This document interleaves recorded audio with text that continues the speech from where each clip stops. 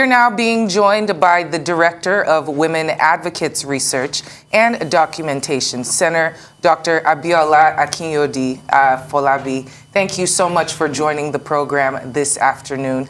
And congratulations, this is a big win, certainly for women in the country and for young girls as well. The question... Yes, thank you. And the question now is, what is the impact of such a decision, and when will we see the effects? Well, thank you very much. I would agree that this is a big decision by the court, and I want to commend the judge because it was quite a very courageous decision. We were all happy that he has done what we call judicial activism, by coming up with that kind of decision. So we commend the judge.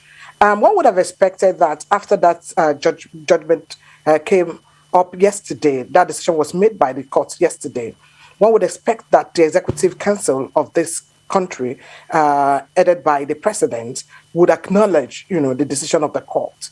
And by today, we should get a direction, from the government in terms of how they intend, to implement this. The decision is quite timely, especially knowing fully that we have been at the front of the National Assembly, demanding for non-discrimination of women, demanding for affirmative action. Affirmative action is important in this country because of the historical injustices that women have suffered. In a country like Senegal, when a decision of the court like this came up, what the government did was to make to cause a directive of government immediately, to ensure that the court decision is obeyed. And of course, this current government have talked several times about being a government that respects the rule of law. So we would expect that implementation will start with immediate effect so that we can address the historical injustices that have been affecting women over the years. The first national gender policy was made in the year 2006, which means that it was at that year that Nigeria acknowledged non-discrimination against women. But up to today, women are still being discriminated against. So that's why it's important for the government, to take that step, to acknowledge what the court had said, and also to give us a direction in terms of how boards, parastatals, and government would ensure that appointment is done equitably. Well, Dr. Abiola, thank you for letting us know that you haven't had any response on the part of the government just yet. Do you anticipate that there might be a backlash based on this? And I'd also like to ask if you'd like to see more support, regarding similar to what we saw happen with the courts concerning females and the 35%. I'm sorry, I'm a bit lost for words right now, but I hope you understand my question. Yes, I do. We would expect more of this to happen because what the judge has also done is to also send a signal to other judges that you can take a step that can address injustices. You can take a step that can address non-discrimination in this country. On the part of the government, the Minister of Women Affairs has a role to play with respect to the implementation of national gender policy. The policy also has an implementation plan. So I would expect that the government should set up a committee, to ensure that we begin to, address the national gender policy. Yes, in terms of backlash, voluntarily, in 2006, the government came up with national gender policy. In 2020, 2022, this March of this year, or 2020, the minister had also put forward the revised national gender policy, which was adopted by the Executive Council. So I would just expect that they should do the needful. I don't expect any backlash because by coming up with backlash, that means they don't believe in what they have put forward. They put forward, the executive of this government put forward the national gender policy, revised it, and adopted it. So one would expect that they should do the needful by, taking steps. So they should be on the side of the women because what the women is asking for is that you have put a policy on ground. Just act by that policy. Don't just make it a mere document on the table. Or else we will be talking about reparation. Because what the judge did was also to say, for years, women have been discriminated against. So we need to be compensated for that. So I would even be asking for more than 35% so that we are compensated for the loss of time since 2006 when the government had failed to do what they have to do. So do you think that this ruling will influence or probably encourage our lawmakers to pass the gender bills which they rejected earlier this year?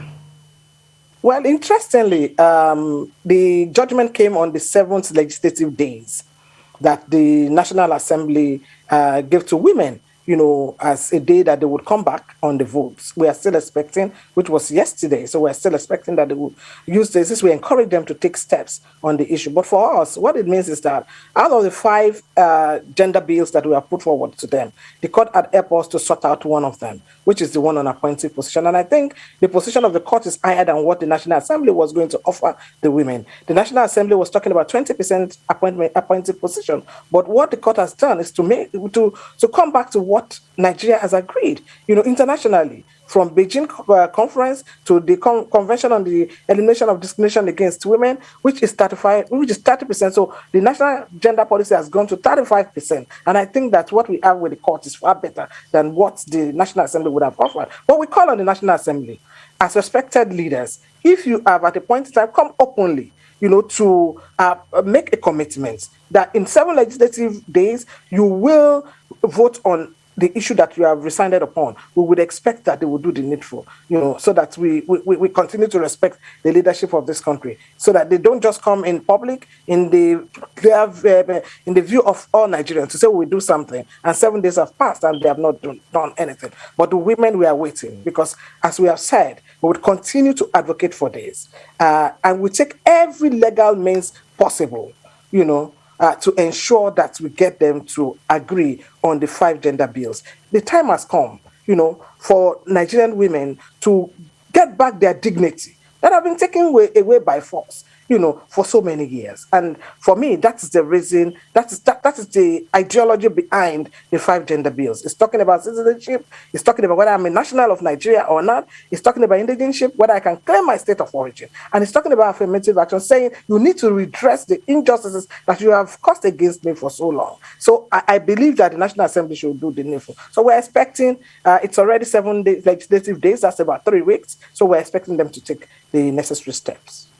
Dr. Afolabi, in the unfortunate event that this court decision is not implemented in the amount of time or soon enough, what are groups like yourself? I mean, you are the director of the Women's Advocates Research and Documentation Center, which is listed as one of the plaintiffs in this case. What are you and the rest of the groups prepared to do? Well, as we speak, we are already strengthening the movement. There are people across the states speaking to senators and House of Rep, on the issue of voting. So we will continue to mobilize Nigerian women. One of the things that the National Assembly occupation has also made clear is that women can no longer be treated as we used to be treated before. We will take every legitimate step, every legal means to ensure that we enforce our rights. So long in this country, from the time of from Layor and Samkuti, from the time of Abba protests, women have had to come out to affirm their rights. And that's exactly what we're doing. So we're using every legitimate means, and we are not going to stop. We're not going to stop. We're going to use the elections. We are mobilizing people. We're going to use the elections. We're going to use other means. It's not a threat, but the time has come for us to liberate ourselves and make Nigeria great again. Not having women in governance in Nigeria has become a major deficit for the country. And because of our children, because of the future generation, we will not allow the government to continue to manipulate the nation in this manner, that women continue to be excluded and Nigeria cannot benefit the fruits of governance. We are prepared, as a political movement. We are prepared as a feminist movement to ensure that we claim our dignity, in this country. And so we will not stop. We will take all legitimate. If we need to go back to court, we will do it. If we need to go back to occupy the National Assembly and all state assemblies, we will go back until when this must stop. And it is time for us to end it. And that's why we're moving along this way. Oh, Dr. Abiola Akinyode-Afolabi, Director, Women Advocates Research and Documentation Center. Thank you so much for joining us on Newsday, and thank you for your fight for women's rights in Nigeria.